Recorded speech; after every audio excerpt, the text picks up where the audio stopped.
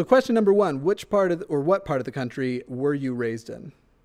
I was born and raised in New York City, Jamaica, Queens, New York. Heck yeah. That's Yeah. best state in the world. Anyway, that's just my opinion. Uh, we can talk about pizza later too. But Yes. so then question number two would be, what part of the country do you live in now? I live in Atlanta, Georgia. Have been here with my family now for 22 years. Oh, wow. Straight Yeah. from New York to Atlanta. So you and I have both been in New York and Atlanta at the same times before. At the my grandparents used to live in Atlanta, and at the time we had moved to an Air Force base in Tennessee, and we'd go visit a lot. Okay. That would have been around 1998, I think. Yes, I moved down here with my now husband and our daughter. She was 3 weeks old. Okay, And we moved down here at the like tail end of 97, just before New Year's. So very we've cool, been here, yeah, since 98. So now, yep, 20 years. very cool. And then, were you born into a religious home? And then there's like an if so and an if not. I know the answer, but were you born into a Yeah. religious home? I actually wasn't. I was raised in what you call the Black conscious community or the Black nationalist mindset. I pretty much was raised in a secular home, Okay. but I attended a lot of cultural programs and programs that focused on Black history and culture, Mhm. learning early on about systemic racism and injustice and atrocities committed against marginalized communities Right. in the United States and throughout the world. I wasn't formally indoctrinated into religion, but I used to sing in various churches with a voice instructor growing up. So Okay. I had like an outsider's view of Christianity in particular, and everything that I remember hearing was just like super duper creepy. Gotcha. And So so, mhm. the follow up was going to be then, where was your like first exposure to religion? Was it that singing experience in church? It was, Okay. yes. And also my paternal grandmother, my father's mother, Right.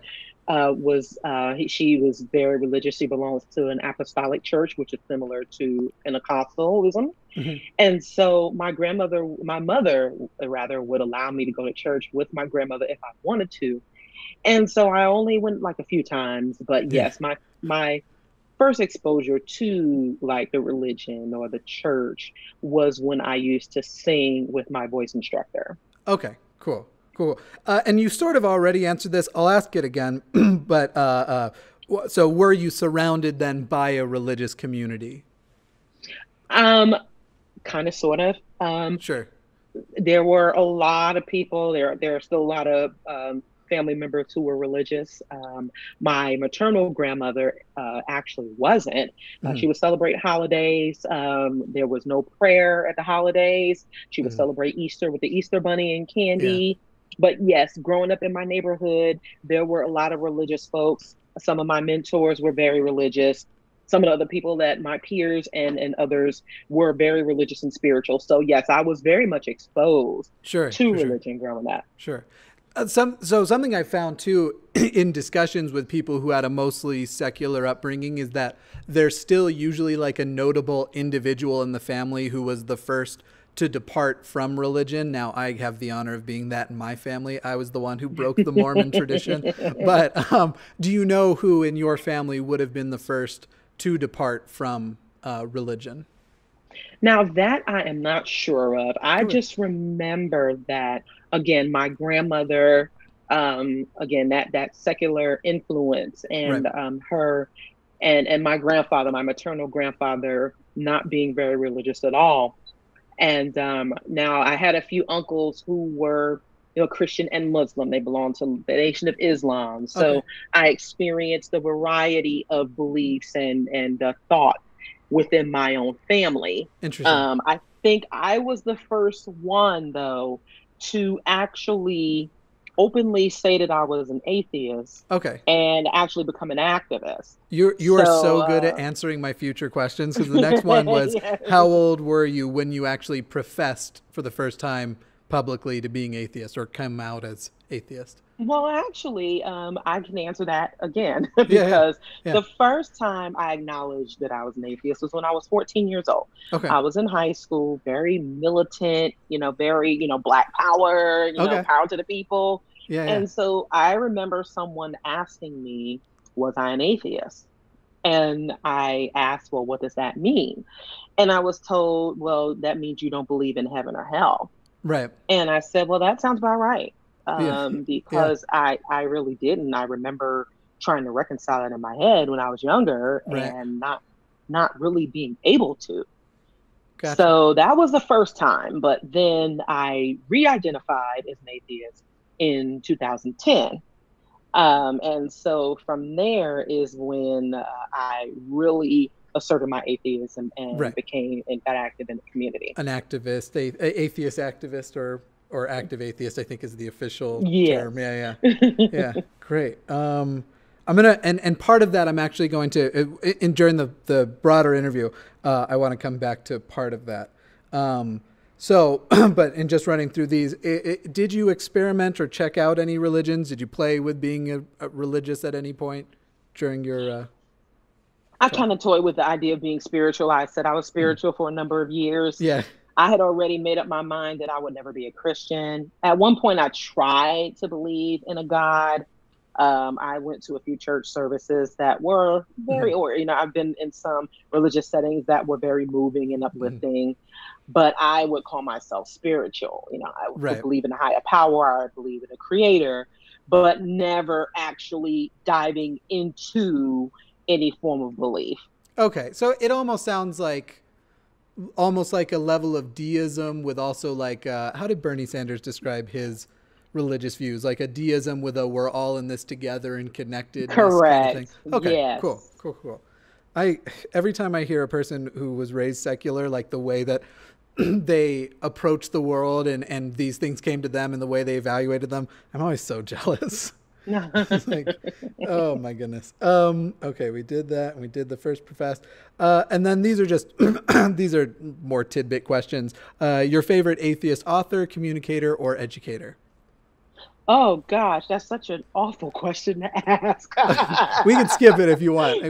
No, because there's so many. There's more than one. Sure. So one of my favorites is Matt Dillahunty, hands down. Okay. I have to say that.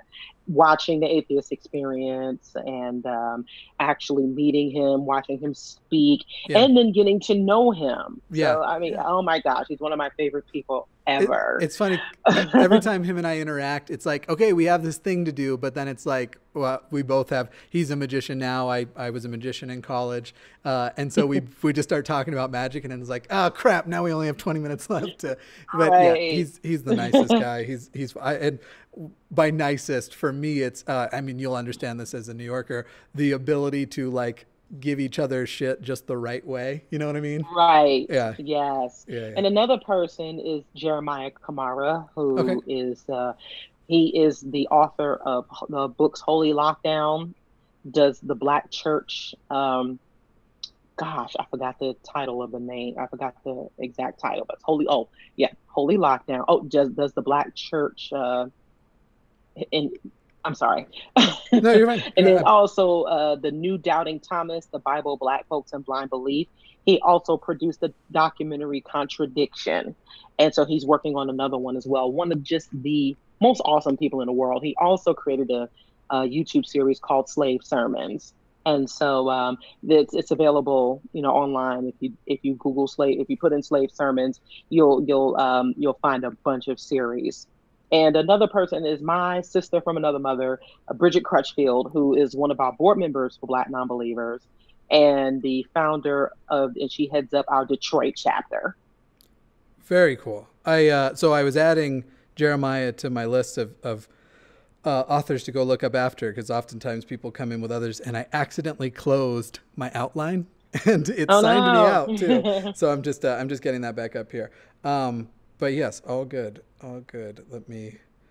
Yes, and I just remembered the name. It's Does the Black Church Limit Progress? Okay, yes. And that's the name of the book, or was that one of the articles? That's the name of the book. Okay, cool. So if you could have dinner with any individual, present or in history, who would that individual be? I know. I come with the tough ones. Yes. These are the thinkers. I think I would like to have dinner with Malcolm X. All right. He is one of my heroes. Yeah.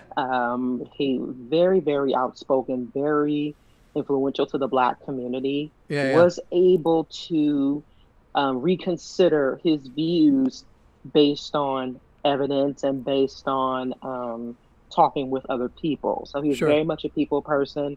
I would love to like pick his brain and talk with him more. I was just in a debate. Unfortunately, it was one of those ones where it's like, oh, I wish we had filmed that, but maybe just because I took the better position, obviously, but it was a debate on whether or not for civil rights, if you needed both Malcolm X and Martin Luther King. My goodness, that is not a name I should. Oh, what a brain fart! That makes me look great here. Whether you needed both, and I took the side that yes, you do. Whereas this guy was just wrong. Anyway, but yeah, no, very interesting. Yeah, good. All good answers. That is the end of our flash interview.